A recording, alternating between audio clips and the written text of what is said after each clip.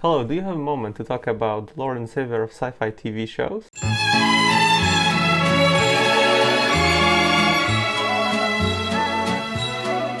Let's start by defining what I mean by sci-fi. When I say sci-fi, I mean spaceships, I mean aliens, space travel, futuristic stuff that's somewhat science-based. Now, what are the benchmarks of a good sci-fi TV show? We can decide that by many things. For me personally, world building is number one. Making the world make sense is vital to my enjoyment of a TV show, because otherwise I'll constantly go, well, how does that work? What the hell? Or just go Deus Ex Machina moment, which for those who know, Deus Ex Machina moment is a reference to basically God appearing and fixing everything. Now, the next thing, story. Story, it has to make sense and you have to at least somewhat care about it. Like, the story, it can be a great, you can have a good story that the viewer doesn't care about, and you can have a good story that doesn't make sense in universe or just from basic logic.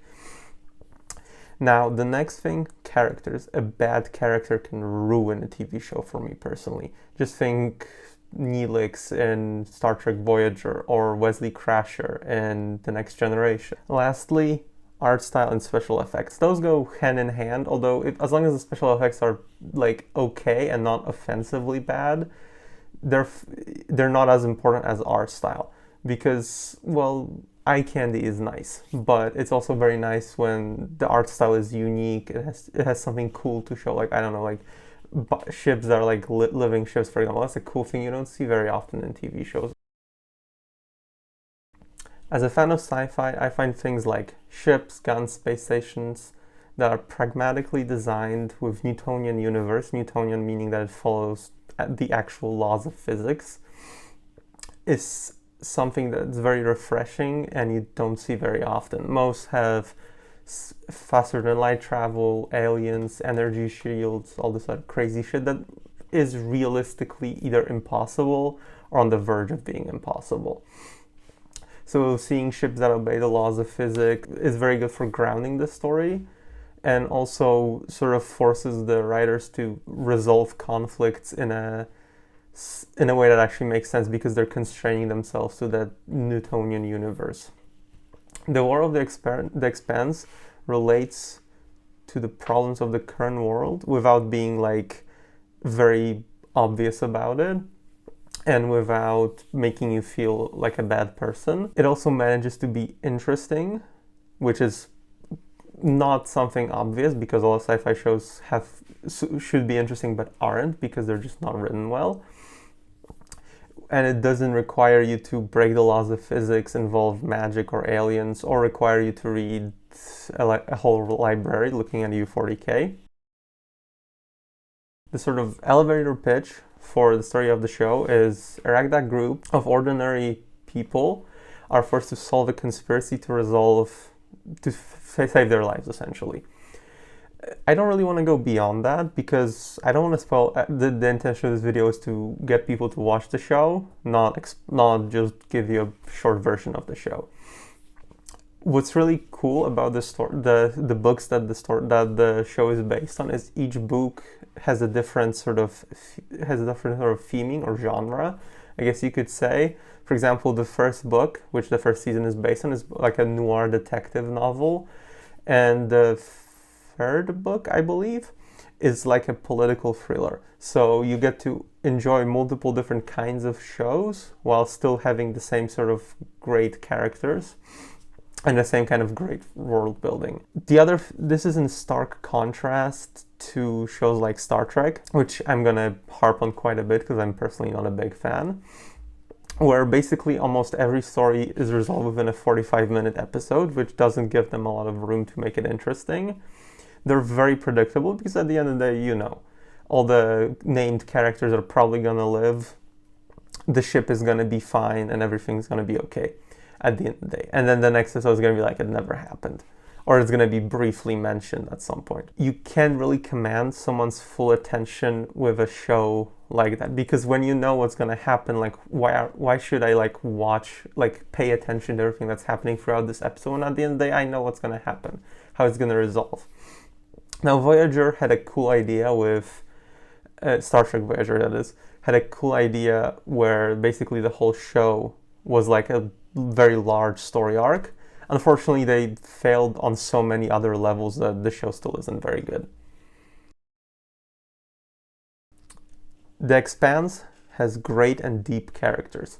Even those that only appear for like an episode or two are still fleshed out, their motivations make sense, their actions make sense, and you don't feel like they were just, oh, this is bad guy 1, this is bad guy 2.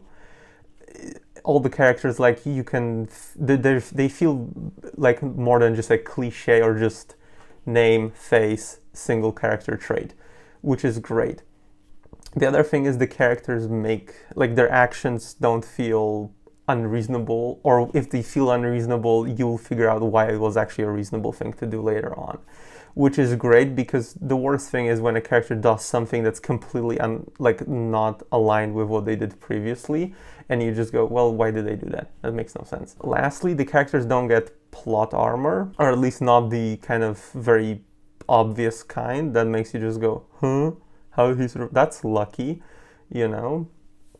This is, again, in stark contrast to Star Trek, where, like, if a character has a name or appears in the opening credits, you know they're not dying. This is another area where the show shines, despite its reasonable budget, at least for the early season when it was produced by by the Sci Fi network and not Amazon. The art style is futuristic, it's fantastic, and resulted in some of my favorite ship designs of all time. The same goes for sets and costumes. They all are fantastic, and they're like not offensively obvious that you just go, ooh, bad, that's the ship of a bad guy. Ooh, these are the good guys. Ooh, these guys like nature. Oh, these guys do that. They're not like obnoxious in that way, but you can sort of tell, oh, this faction is a bit more pragmatic. Ooh, these guys are kind of scrappy, you know? These are kind of underdogs. So that's fantastic. This show in terms of art style is a masterclass, and in my opinion, all sci-fi should aspire to this level of art style. It's just fantastic. It conveys a message. You can sort of get something from it beyond just, ooh, it looks nice, but at the same time, you don't feel like someone's just going, ooh, bad guy ship, you know? And same goes with like stuff like naming. Like, nothing feels sort of weird and pointless. Special effects. It has to be what I consider probably the best special effects in a sci-fi TV show, at least for the ones that have space battles. They are incredible. Like, just absolutely fantastic. There's a space battle in pretty much on most episodes at least. Not everyone, but most of them. They feel movie level, but don't feel like they're just added because they have the budget or added just because they can.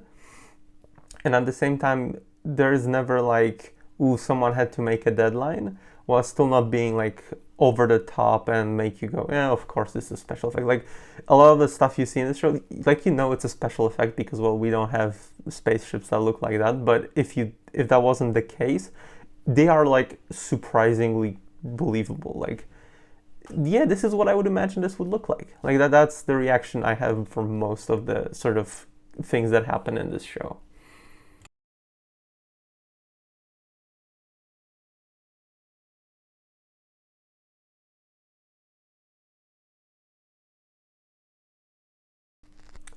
The Expanse is an underappreciated masterpiece that got to tell its full story from the books while still maintaining fantastic quality in both writing, art style, direction, just in every single regard. And I hope this video convinced you to watch it. And remember to like and subscribe.